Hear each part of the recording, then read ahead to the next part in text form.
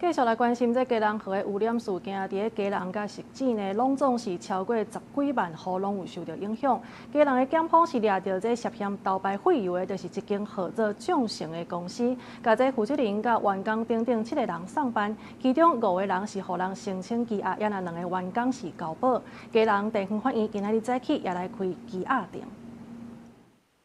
基隆河出现污染，造成基隆的自来水有油味，基隆实际超过15万户受影响。代志经过2礼拜，即马总算抓到嫌犯。基隆检方大动作追查，发现涉嫌偷排废油、污染水源的是一间合作中诚的公司。拜4暗公司负责人甲员工等7个人互送法办，5个人互申请羁押，2个员工交保。基隆地方法院拜5早起9点半也召开羁押庭。基隆市长呼吁抓到凶手一定要重罚。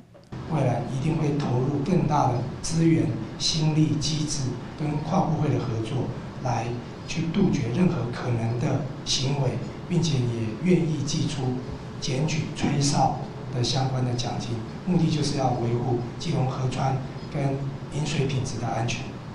另外，伫这个拜二，基隆也发生严重的车祸。一旦看到黑色的轿车速度真紧，去弄到人了后，搁弄向停伫边仔的车辆，其中有一个73岁但要倒粪扫的乌子送病院急救，2天后不幸过往。警方表示，有验出赛车的人有毒品的反应，目前专案依照毒品危害防治条例、加工强危险罪去侦办。警察同仁到达现场处理案件的时候，在嫌犯的车辆上面发现毒品，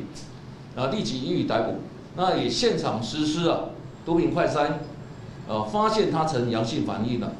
据以侦办移送地检署，并建请地检署声押。